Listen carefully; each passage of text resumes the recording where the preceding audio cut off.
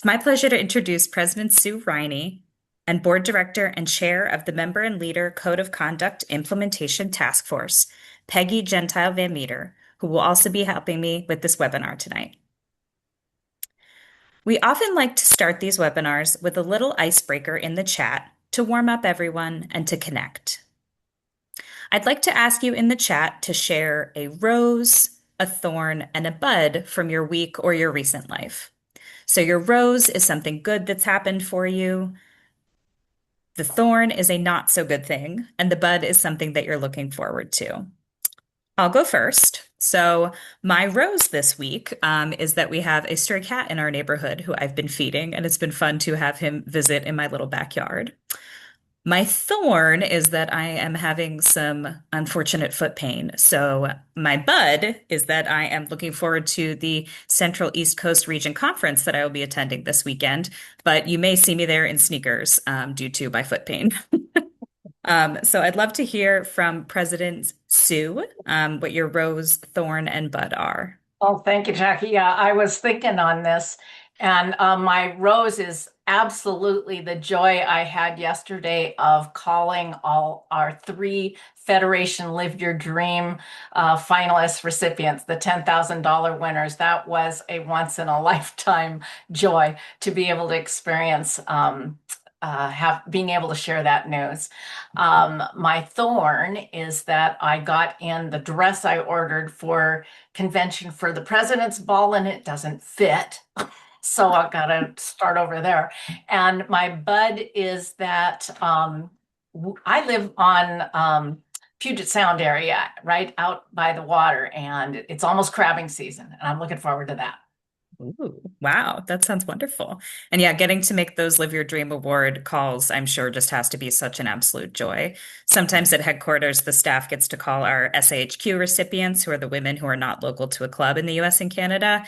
And, it's goosebumps every time. It's really, really wonderful. All right, Peggy, would you like to share your rose, thorn, and bud with us? I sure do. My rose is that I am returning to my home in New Jersey this weekend, and because I've been in Florida since January.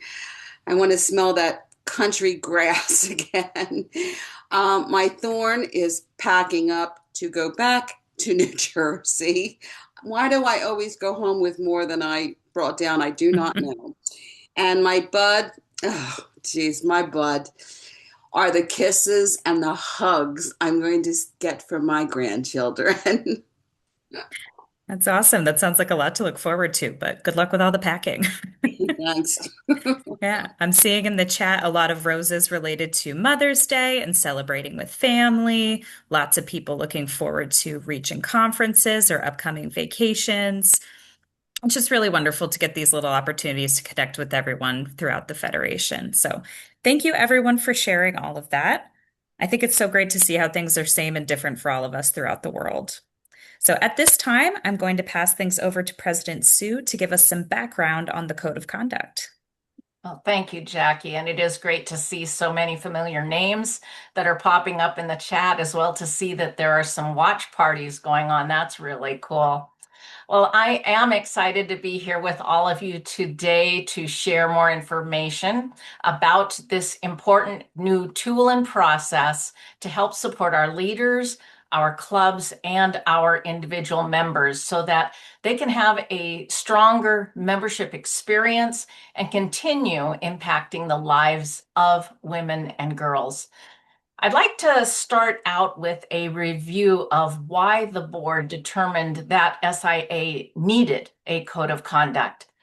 We learned that members were terminating their SIA membership at alarming rates due to civility issues because they felt unwelcome, unengaged, and that they were being treated poorly. Of course, we never want our members to feel that way, and we needed to address this feedback. It's crucial for the future of our organization and our mission to ensure that all members feel welcome and respected so that we can work together to make a difference in our communities for women and girls. SIA's board tasked staff with developing a member and leader code of conduct to address the civility issues in our organization. So over the past several years, we have surveyed members on what should be included in this code of conduct. And back in July of 2024, the board reviewed and approved the code.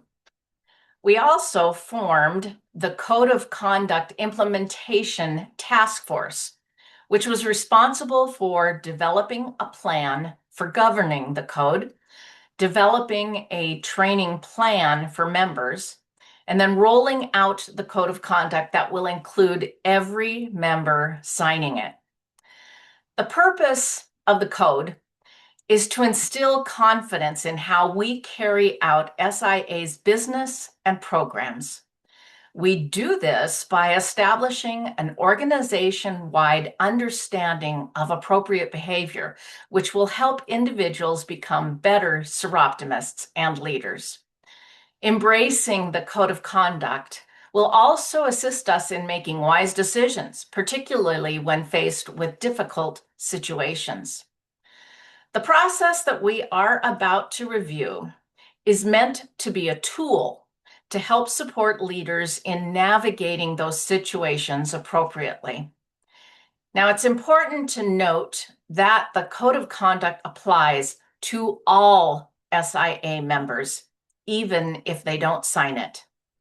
All members are bound and held accountable to the code and its accompanying processes. The process for the Code of Conduct is structured to ensure due process, fairness, and integrity for all parties involved while upholding confidentiality and accountability. An important addition to the process that we're going to review tonight is that in the event of a time-critical issue with potential legal or reputational risk to the organization, if that's made known to staff, the SIA board has given staff the authority to address these matters in a manner that may jump ahead on some of the steps if it is required. But of course, the necessary club and region levels will be brought in at the earliest opportunity. And it's now my pleasure to turn things over to Membership Director Jackie, who's going to provide an overview of the code processes and the signing event. Take it away, Jackie. Thank you so much, President Sue. Before we begin to go through the process, I want to introduce you to two new kinds of Soroptimist leader groups. The Code of Conduct Review Committee, or CCRC, is a committee that will assist in the administration of the code. The CCRC reviews submissions for violations of the code that are repeated or more serious in nature. They will review all submissions within 30 days and return a written recommendation regarding all complaints received, which may include escalating the submission to the board depending on the severity. The CCRC will be comprised of SIA's ED CEO Michelle Burnett, Chief of Impact and Engagement Officer Aisha D. Brown, and/or myself, Membership Director Jackie Schrager. It will also include 4 volunteer members appointed by the Chief Impact and Engagement Officer following an open call for volunteers and application submission, which has recently been promoted in Best for Women and on our social media. 1 member will be a member of the SIA board at the time of their appointment. The Appeals Review Panel is comprised of 6 volunteer members appointed by the SIA president following an open call for volunteers and application submission. They will review appeals submitted by members who have received a formal sanction for code violations and will render a final and binding decision. Members can submit appeals in writing to SIA HQ within 14 days of receiving a sanction. Members of the CCRC or ARP will be asked to recuse themselves if a conflict involves their club or region.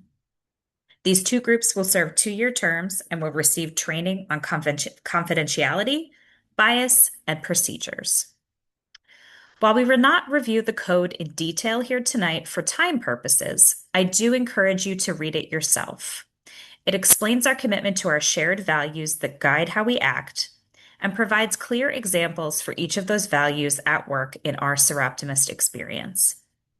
These values include responsibility, respect, fairness, honesty, and leadership. We will briefly review each of these now. Let's start with responsibility. Responsibility is our commitment to take ownership of the decisions that we make or fail to make, the actions that we take or fail to take, and the consequences that result. As members of SIA, we make decisions and take actions based on the best interests of Seroptimist and the women and girls that we serve. We fulfill our commitments. We try to do what we say we will do and proactively communicate when we cannot. When we make errors or omissions, we take ownership and make corrections promptly. Next is respect. Respect is our commitment to show high regard for ourselves, others, and the resources entrusted to us. These resources may include people, money, reputation, the safety of others, and information. An environment of respect engenders trust, confidence, and performance excellence by fostering collaboration. It's an environment where diverse perspectives and views are encouraged and valued. As Seroptimists, we inform ourselves about what it means to be a diverse, inclusive, and equitable organization to foster respect. We listen to each other's points of view, seeking to understand them. We directly approach those with whom we have a conflict or disagreement, or if uncomfortable, we seek counsel from members in SIA leadership positions. We conduct ourselves in a respectful manner, even if it is not reciprocated. Fairness is our commitment to make decisions and act impartially and objectively. Our conduct must be free from competing self-interest, prejudice, and favoritism. We demonstrate transparency and we make opportunities available equally for all members. We proactively and fully disclose any real or potential conflicts of interest to the appropriate individuals. We do not discriminate against others based on, but not limited to, gender, race, age, religion, disability, nationality, or sexual orientation. We apply the rules of our organization in a consistent manner. Another of our values is honesty. Honesty is our responsibility to understand the truth and act transparently in our communications and conduct. As members of SIA, we earnestly seek to understand the truth and provide accurate information in a timely manner. We also take appropriate steps to ensure that the information we base decisions upon or provide to others is accurate, reliable, and timely. This includes having the courage to share bad news, even when it may be poorly received. And when outcomes are negative, we avoid hiding information or blaming others. Conversely, when outcomes are positive, we avoid taking credit for the achievements of others. These provisions reinforce our commitment to be both honest and responsible. We do not engage in dishonest behavior. And finally, we have leadership. Leadership is a set of positive behaviors that help members align with SIA's mission, vision, core values, and strategic objectives. Seroptimists practice proper use of authority and decorum. We support the decisions set forth by our elected leadership and seek to understand the impetus for these decisions. We are all responsible for ensuring an excellent member experience. We do not exercise individual authority over SIA, its regions, clubs, or members, except as explicitly set forth in the SIA bylaws and procedures. Again, I do encourage you to review the code in detail independently and to reach out to us with any questions. Now we will move on to the code escalation process. Generally, conflicts at Seroptimist tend to fall into these following categories: personality conflicts and inappropriate behavior, governance-related grievances, and severe violations. Each category has its own process to guide leaders on what to do. As President Hsu noted, in the event that an urgent issue with potential legal or reputational risk to the organization is made known to staff, the board has given staff the authority to address things. It may jump ahead on some of these steps if required. However, please know that staff will ensure that the club and region are involved at the earliest opportunity possible. Our first category is personality conflicts and inappropriate behavior. These may be situations involving misunderstanding or lack of awareness, first-time violations of the code, or interpersonal conflicts. Members are encouraged to first address these conflicts directly with one another to improve their ability to work together effectively and to find an agreeable solution for everyone. If a member or leader feels uncomfortable addressing a conflict directly, they should seek guidance from leadership before discussing the matter with the other party. On the club administration page of our website, you can find the chart describing who they can turn to in that event. Leaders may provide coaching to help individuals navigate a conversation, or they may mediate the conversation directly. At this stage, leaders should provide a verbal or written reminder of the code or procedures and referral to training or further education if available. They should also document the conversation in preparation for the unfortunate event of a future recurrence. Now, what should leadership do if these personality conflicts or inappropriate behaviors persist? They should provide a written warning outlining the nature of the violation and reference the initial conversation that was had. They should set clear expectations for behavior improvement with established timelines by which that should be seen. And they should require participation in any training or education that is available on the topic. If these issues continue despite attempts to resolve it, the leader or aggrieved member should complete the Code of Conduct Review Committee, or again, CCRC, submission form to trigger a review of the situation. The CCRC will investigate and determine a course of action. Escalation to the SIA board is required for serious misconduct or risks to SIA's reputation or safety. Consequences at this level could include suspension from leadership roles, committee participation, or membership and its benefits for a specific period of time. The decision will be communicated in writing to the member and with notification to relevant clubs or regions within 30 days of submission of the complaint. More serious allegations will be investigated and resolved more swiftly.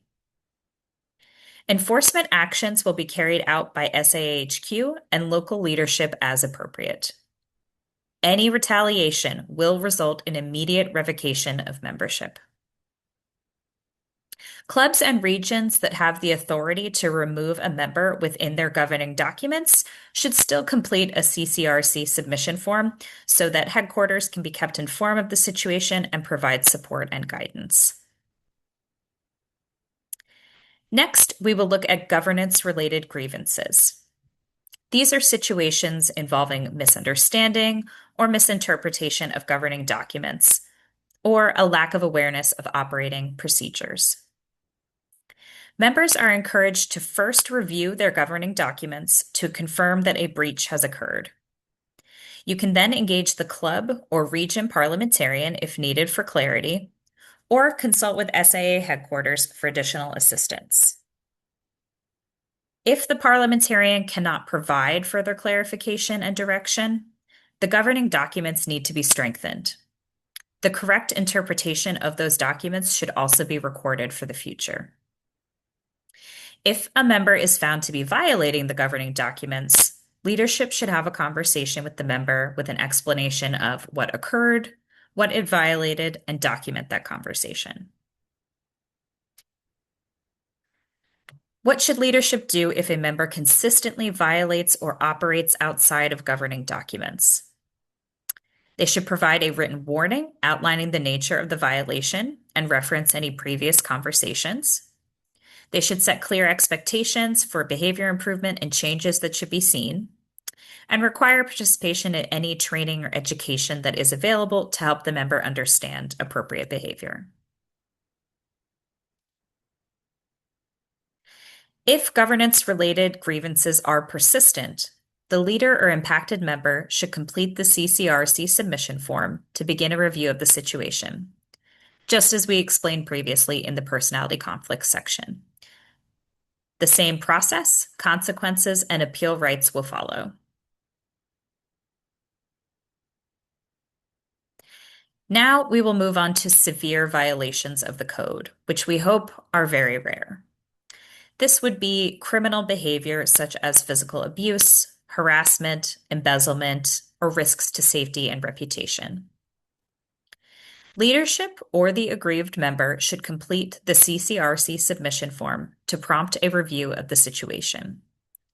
The CCRC will review the situation and determine whether they will investigate or if they will escalate it to the board, which will be done immediately in the case of allegations of serious misconduct or criminal behavior, as law enforcement may need to be notified. Consequences at this level may be termination of membership and its privileges. This will be communicated to the member with notification to relevant clubs or regions within 30 days of submission of the complaint, again with an accelerated timeline for more serious violations. Members can appeal within 14 days in writing and will receive a final ruling from the appeals review panel.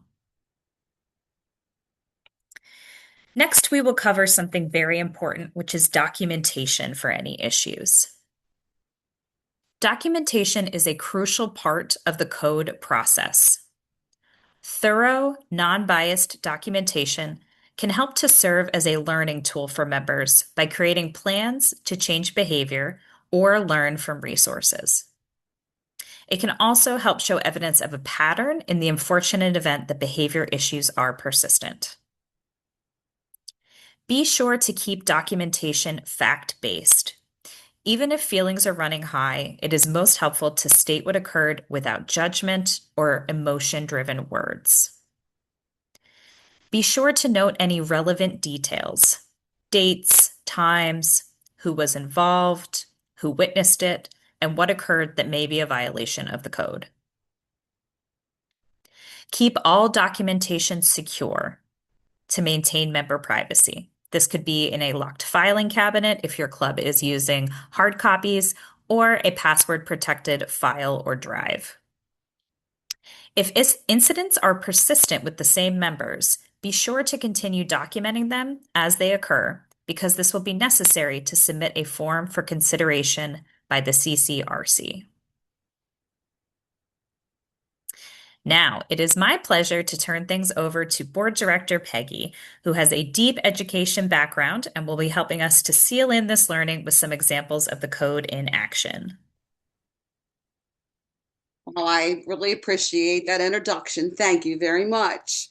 And good evening to everyone. For those who do not know me, I am a board director, and I recently served as chair for the Code of Conduct Implementation Task Force.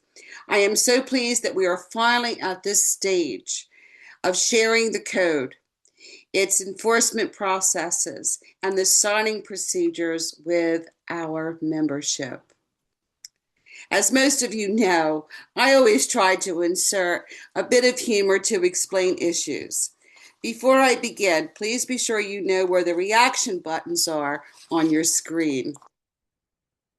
Now we will take a look at a few scenarios to see how they should be addressed based on process we just covered. All of these situations were invented from my imagination, and the characters and events are fictional and do not depict any actual person or entity. And I bet some of you know what TV show that came from.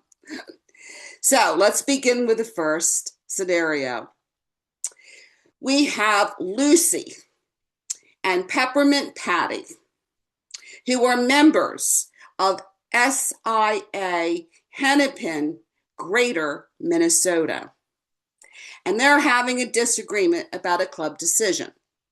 Lucy chooses not to address the issue directly or seek support because she feels there can be only one correct decision, and she truly believes her decision is the best.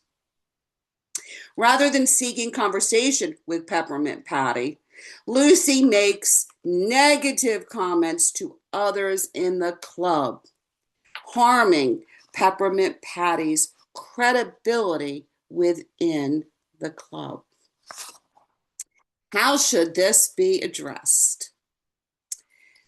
Please give a heart reaction if you do think it should be submitted. If you do think it should be submitted to the CCRC, or you can do a thumbs up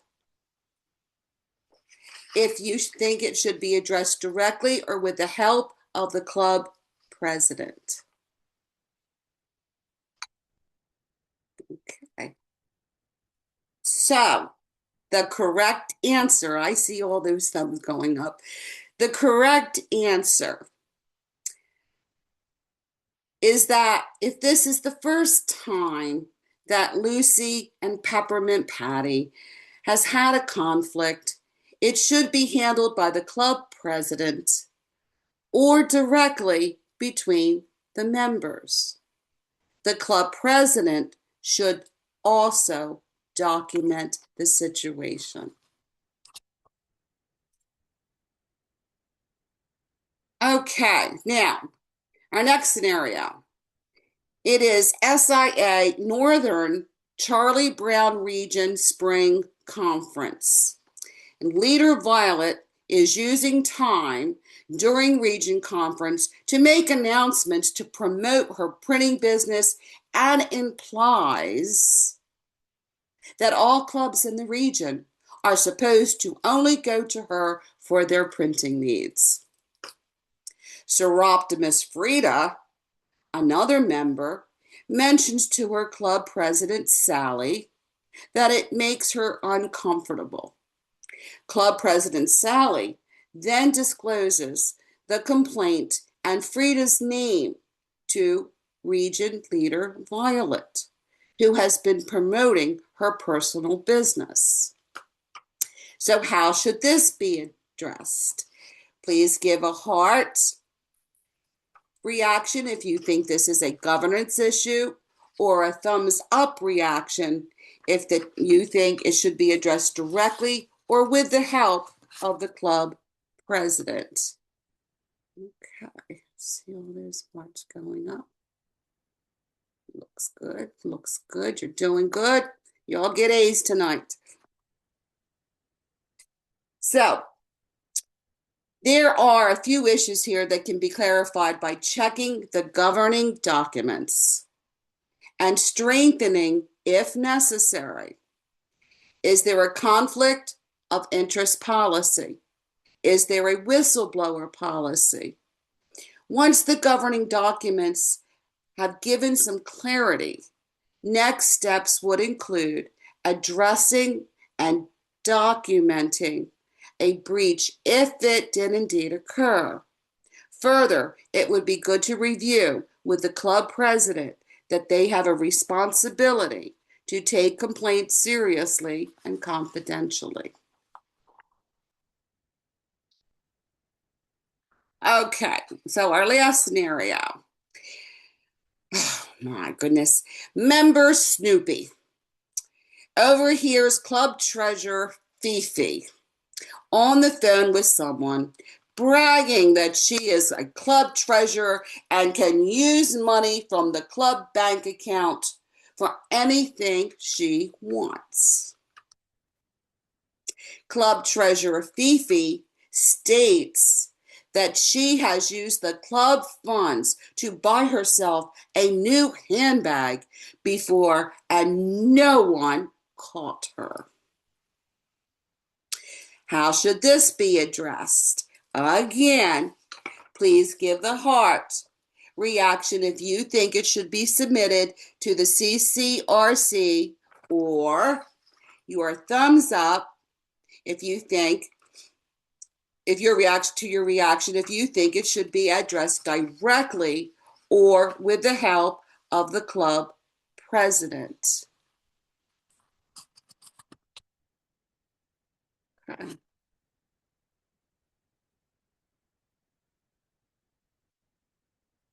This is a very serious situation and would definitely require escalating to the CCRC. Even if the club or region has the authority in their governing documents to revoke membership, this member or the club president should complete the form, as it involves significant reputational risk to the club and Seroptimus as a whole for people to be misappropriating funds. I do appreciate you playing along. I know most of you love the humor of our wonderful Charlie Brown and his friends. But now we move on to discussing the signing process of the code. June 1st, that's what, 2 weeks away, 3 weeks away, is when the online signature form will be available.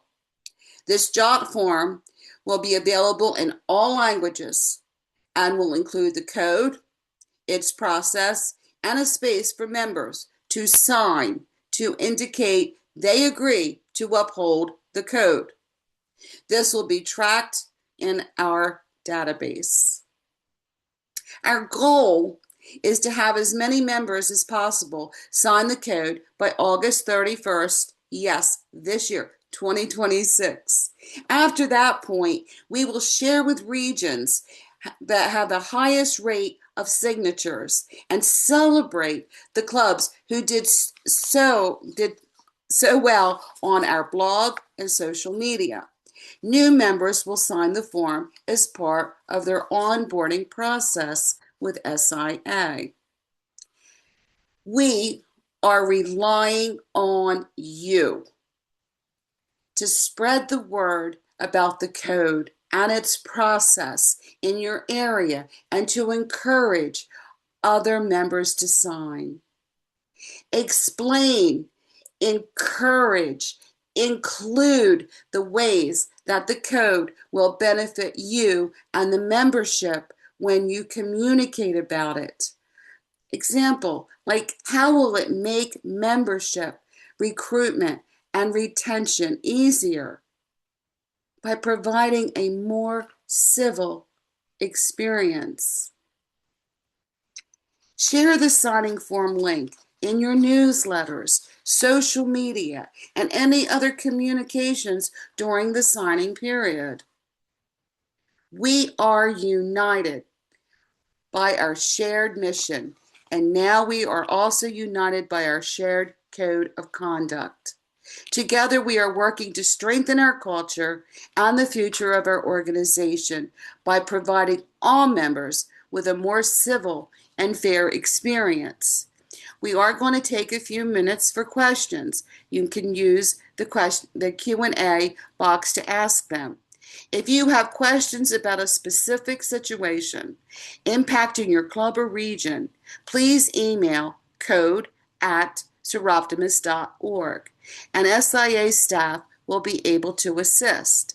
Thank you for listening, and I close with a favorite Charlie Brown quote.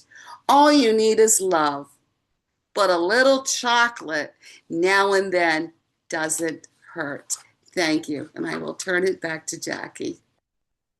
Thank you so much, Peggy. I hope everyone enjoyed all of those scenarios, and I really enjoyed all of Peggy's very famous Charlie Brown names in there. So I'm going to take some questions that we've got in the Q&A box. If you have, as Peggy said, a very specific scenario with this is for my club, this specific thing is happening, please send us an email. You can email sahq@seroptimus.org, you can email code@seroptimus.org, or you can email me directly, Jackie@seroptimus.org. So I'm going to read these questions out loud and then answer them. Again, if we don't get to your question tonight, please feel free to follow up via email. And I will just say out loud, we've had a lot of questions in the chat that you're interested in this slide deck and the recording of the call. We will certainly make sure that those are both sent out to everyone on the call. We'll also post it on the membership region chair page so that it's there for future reference as well. So we have a question. We've had questions in our region about forms for reporting violations in an effort to maintain a consistent approach. Is that being considered? Yes, we will be providing example forms for both documentation of incidents, and then within your form, if you want to, or within your club, if you want to maintain a form for members to be able to report violations in a consistent way to the club president or other leaders, we will be providing examples of those. We have another question. What if the conflict is between a member and the president or leadership? So if you go to the website where we have the code of conduct, it's on the club administration page. I know that Luz, our membership manager, has been sharing that in the chat. We have an example document that walks you through the escalation process as well as a visual overview that's a little bit less wordy than the full thing. But essentially, if you're having a conflict with your president or there is some sort of issue where you wouldn't necessarily want to get your president involved in solving it, you would go to the next level of leadership. So it would escalate up to the region governor. And then from there on further up. So if you're ever unsure about how to handle a conflict, again, please just reach out to us. We'd be happy to help provide some guidance. A question, I think that this is in regards to signing the code of conduct, says, I would guess that members would need to make certain to have an active online account. So they don't need to have an account within our portal database. That's just for paying dues and club rosters. This will just be a link to a form that will be sent out to all members. So they will read through the code of conduct, and then at the end, they will type their name and sign with their mouse, which I know that that often produces a signature that's not very realistic to your penmanship signature, but will serve for our purposes. So you don't need to have a portal account. It will be emailed to all members beginning of June, early July, and early August. We will also be promoting it, of course, in Best for Women and our social media channels as well. So, and the link is the same for everybody. It's the same for all languages. So you can certainly feel free to just copy, paste, forward it on if someone in your club didn't receive it for some reason. Saw a question, what about new members getting the job form? So what we will be doing with new members, we are implementing a new process where about once a month, we will be sending an email out to all new members with a new member information form. So we'll be gathering some info from them about why they joined Seroptimist, what they're really looking for in their experience in their club. And then also they will sign the code of conduct at that time as they're onboarded.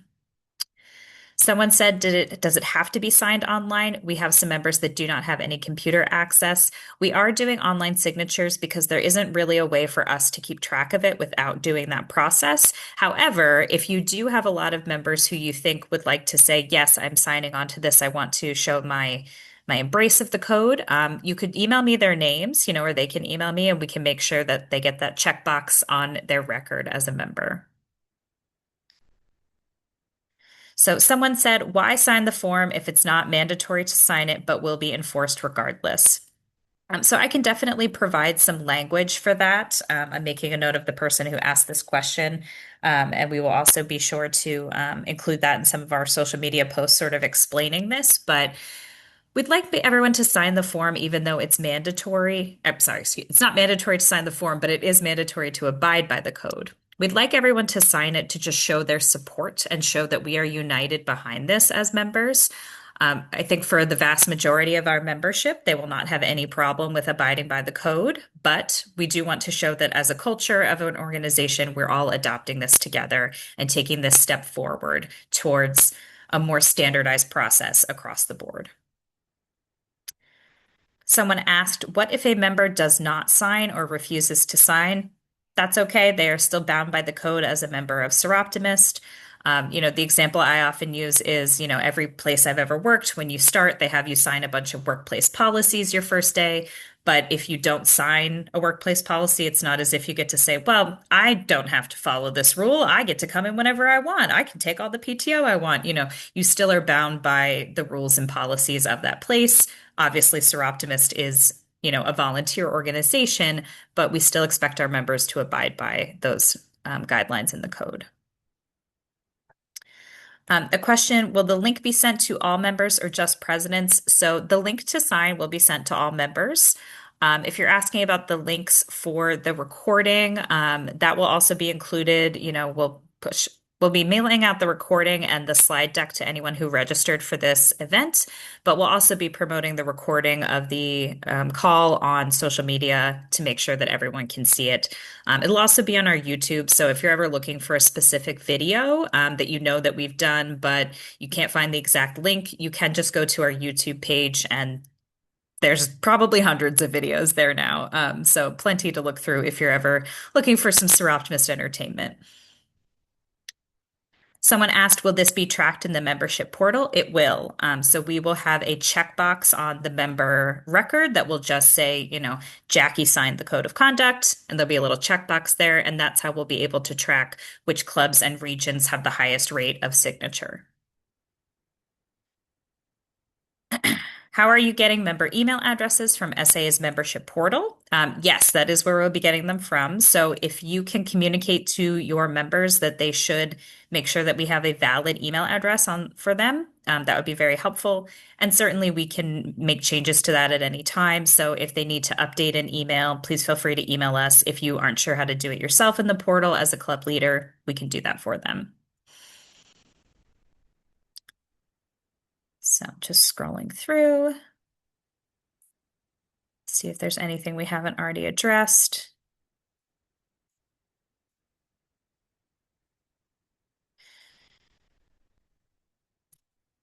So someone asked, should resolution be attempted at the region first, and if unable to resolve, then be escalated to SIA, or are issues immediately just sent to SIA? So we do recommend local resolution where possible. Again, I would recommend reading through the code process document and that visual overview for a little bit more clarity. So, but generally, we would like to see clubs and regions work together to solve issues that might be happening at the more local level. But if an issue is more serious in nature or it's really persistent, then that's when you would fill out that Code of Conduct Review Committee submission form, and it would get sent to that committee in order to take a look at things and do a further investigation. Someone asked, will the members who applied to serve on any of the two committees be notified that their application was received? What is the next step in that process? So I believe that application is closing tomorrow or Friday. It's very soon.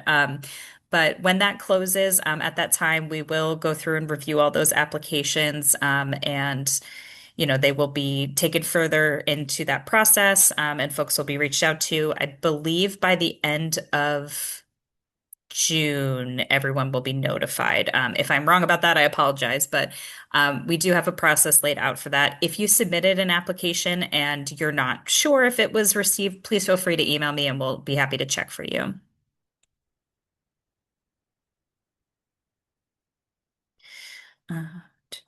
So someone asked again, is the code of conduct required? It is not required to sign the code of conduct, but everyone is expected to abide by the code. No one at the club has to feel responsible for tracking who's signing it. That's not something that we need you to take on. But if you want to check in and just see, what percentage your club is at or how your region is doing, we'd be happy to help that out. Will leadership know who signed and who did not so we can encourage them to sign? Again, we can provide you with information if you'd like on a one-off basis, but I don't think we're going to have any sort of system to be able to check that in an ongoing way. Would we be able to bring a laptop to a meeting and get all members signed up? I think that's a great idea. That's a great way to make it accessible too for anyone who, maybe doesn't really have a computer at home or isn't really active with using their email. You'd want to make sure to have some time set aside in your meeting for that, but I think that is a wonderful suggestion.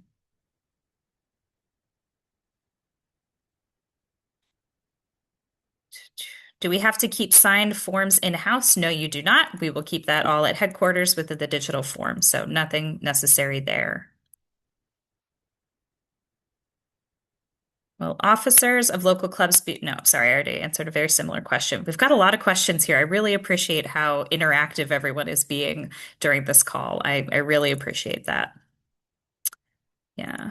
Um, so someone said they've been forwarding Best for Women newsletter to members because some of them don't receive it due to using their work emails. And can the link be forwarded to members, or is it specific to the member it was sent to? It is not specific to the member it was sent to. So you absolutely can forward the link and share it far and wide.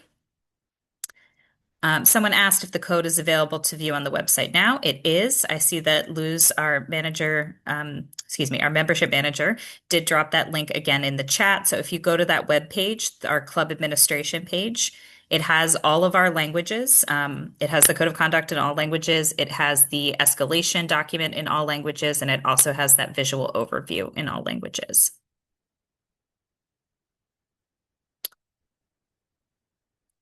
In a club meeting, can we use the secretary's address to have multiple members sign a document? I think you're asking if you can use the secretary's email address. We would prefer that members use their actual email address since that's the easiest way for us to match the member and the name together. But if this is a case where a member doesn't have an email address, in, Japan, for example, where there are region offices, you could use the region office address as a placeholder if the member truly does not have an email address.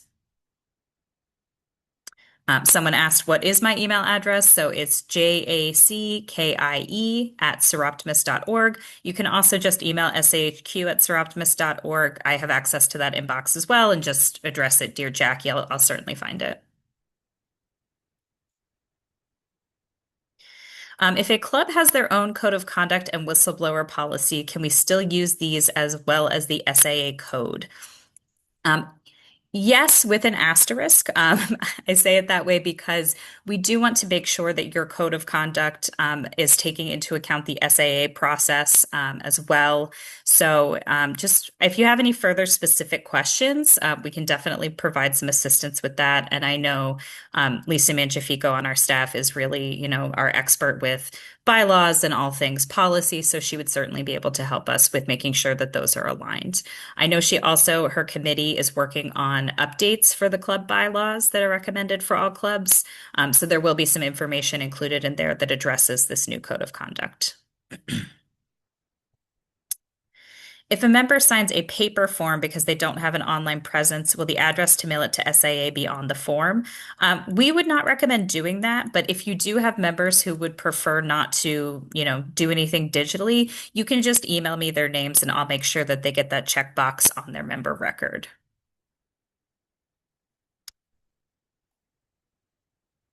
So Tina, yes, that is my email address. You got that right in the chat. Okay, I think that we have addressed the vast majority of questions at this point. If you have anything specific that you'd like assistance with, again, please feel free to reach out to us. We really appreciate you all coming and taking time out of your day to be here and to learn more about the code.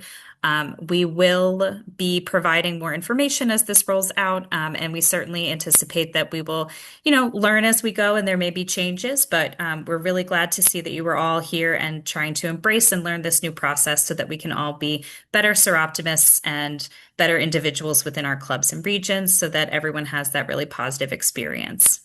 So thank you so much. Again, please look for the recording and the slide deck from this presentation, and I hope you enjoy the rest of your day, evening, wherever you are in the world. Thank you so much.